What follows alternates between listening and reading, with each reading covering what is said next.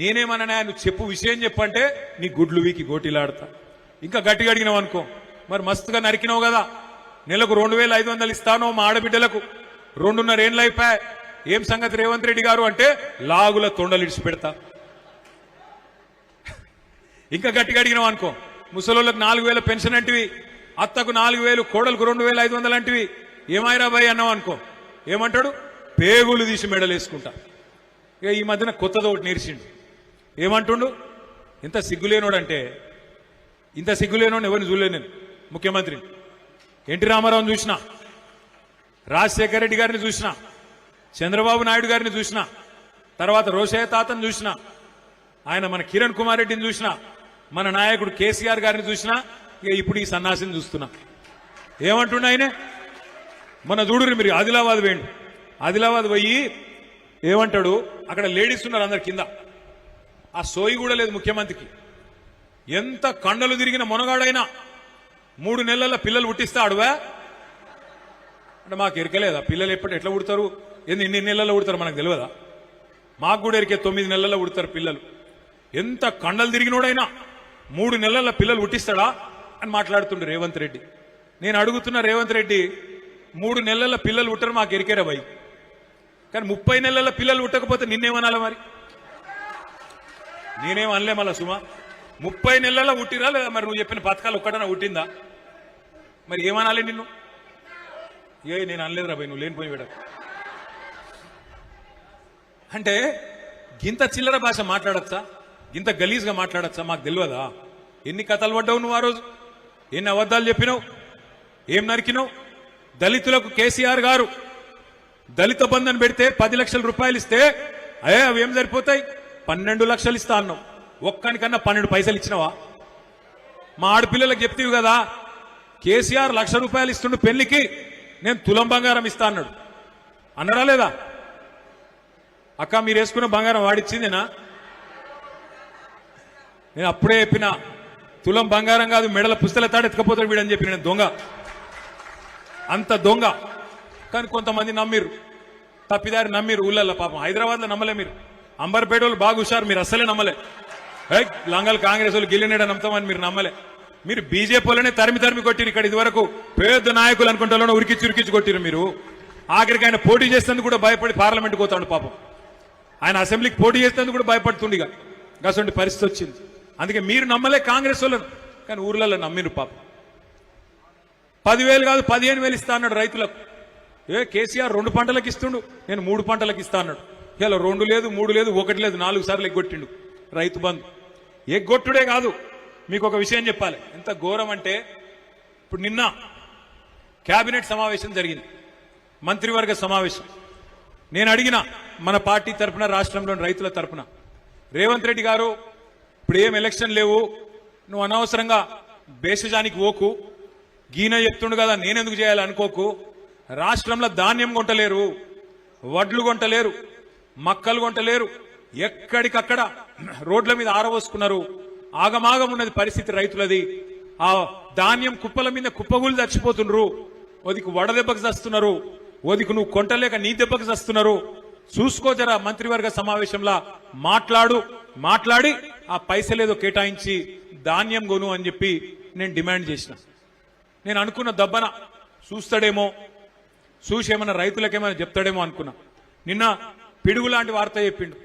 ఏమంటుండు రేవంత్ రెడ్డి, నిన్న కేబినెట్ సమావేశంలో నిర్ణయం తీసుకున్నాడట.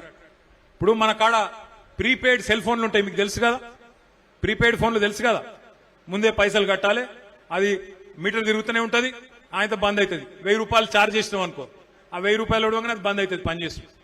రేవంత్ రెడ్డి నిన్న కేబినెట్లో నిర్ణయం తీసుకున్నాడు, ఇక రాష్ట్రంలో మీటర్లు, మామూలు మీటర్లు తీసేస్తారట, మొత్తం ప్రీపెయిడ్ మీటర్లు పెడతారట. ఇక అంటే మీ ఇంట్లల్లో స్మార్ట్ మీటర్లు పెడతారు. ఇక బిల్లు కట్టకపోతే అప్నే ఆప్ బంద్ హోయాత. ఒక మీకే కాదు, హైదరాబాద్నే కాదు, మొత్తం రాష్ట్రంలో రైతులందరికీ మొదలు ట్రాన్స్ఫార్మర్ల కాడ మీటర్లు పెడతారట. అటెనక బాయిల కాడ మోటార్లు ఉంటాయి కదా, ఆ మోటార్లకు కూడా మీటర్లు పెడతారట. ఇక మీకు కేసీఆర్ గారు అందుకే చెప్పిండు ముందే, ఆనాడు మోడీ గారు ఎంత ఒత్తిడి తెచ్చినా, మోడీ గారు మెడ మీద కత్తి పెట్టినా కేసీఆర్ గారు ఒప్పుకోలే. మోటార్లకు మీటర్లు పెట్టమంటే నా బొండిగ మీద కత్తి పెట్టినా నా మెడ కోసినా నేను మాత్రం పెట్టా అని చెప్పి కేసీఆర్ గారు పెట్టలే. కానీ ఇలా రేవంత్ రెడ్డి ఆయన మీద కేసులున్నాయి కదా, భయం ఎక్కువ ఆయనకు. పాపం కేసులున్నాయి కదా, భయం ఎక్కువ. అందుకే మోడీ చెప్పంగానే, మోడీ తానా అనగానే తందానా అన్నాడు. నిన్న కేబినెట్ లా నిర్ణయం తీసుకున్నాడు, మోటార్లకు మీటర్లు పెడతాడట. మరి ఈ రాష్ట్రంలో రైతులు ఆలోచన చేసుకోవాలి.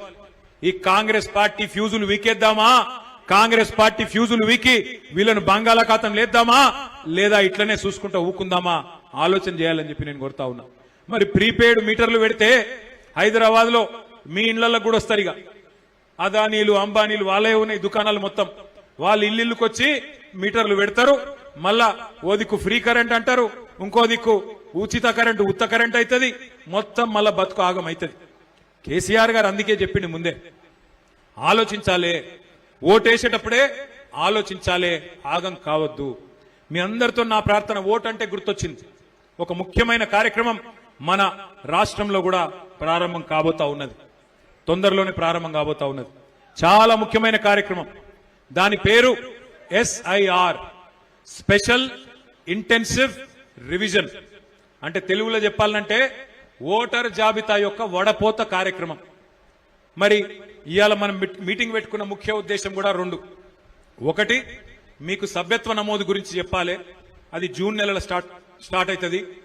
అట్లాగే ఈ SIR అనే కార్యక్రమం కూడా జూన్ నెలలోనే స్టార్ట్ అవుతుంది.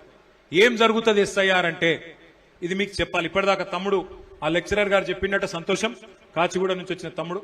కానీ నేను కూడా ఒక రెండు విషయాలు మీకు చెప్తా. SIR అనేది ఏం కొత్త కార్యక్రమం కాదు. SIR అనేది మనం ఏం భయపడవలసిన అవసరం లేదు, కొంత జాగ్రత్తగా ఉంటే చాలు. మీకు నేను లిస్ట్ ఇస్తా. మీ అంబర్పేట నియోజకవర్గంలో 2,80,000 ఓట్లున్నాయి 2025 లిస్టు ప్రకారం, ఓటర్ లిస్టు ప్రకారం. నేను వెంకటేష్ అన్నకు మళ్ళా మీకు ఇంకో మీటింగ్ పెట్టి ఆ మీటింగ్ లో మీకు లిస్టు కూడా అందజేస్తా. ఏం లిస్ట్ ఇస్తా? 2025 ఓటర్ లిస్టు ప్రకారం మీ దగ్గర ఎన్ని డూప్లికేట్ ఓట్లు ఉన్నాయి, ఎన్ని డబల్ ఓట్లు ఉన్నాయి అనే లిస్టు మీకు నేను అప్పచెప్తా. డబల్ ఓట్లు ఎట్లుంటాయి అంటే 4 రకాలుగా ఉంటాయి. కొన్ని మీ నియోజకవర్గంలో ఉంటాయి. ఉదాహరణకు చెప్తున్నా, వేరే అనుకోకరి. ఇప్పుడు ఇక్కడ విజయ్ కుమార్ గౌడ్ ఉన్నాడు. విజయ్ కుమార్ గౌడ్ అంబర్పేటలో ఒక ఓటు ఉండొచ్చు, అట్లాగే బాగంబర్పేటలో ఇంకో ఓటు ఉండొచ్చు. నేను విజయ్కి 2 ఇండ్లు ఉన్నాయని చెప్తలేను, మీరు ఆయన అపార్థం చేసుకున్నారు. నేనేం అంటలేను రవి, మళ్ళీ మీ ఆవిడకి చెప్పు లేనిపోని పంచాయతీ. ఒకవేళ దబ్బన ఉంటే ఒక ఓటు అంబర్పేటలు ఉండొచ్చు, ఇంకో ఓటు బాగంబర్పేటలు ఉండొచ్చు. ఇది ఒక రకమైన డబల్ ఓటు. రెండో రకం ఏంటంటే కొంతమందికి ఊర్లలో ఉంటుంది. మా సిరిసిల్లోళ్ళు కూడా ఇక్కడ చాలా మంది ఉంటారు అంబర్పేటలో. ఇగో మా రవీంద్రరావు ఉన్నాడు ఇక్కడికి పోతుగలైన. ఇగో ఈయన రవీంద్రరావు మా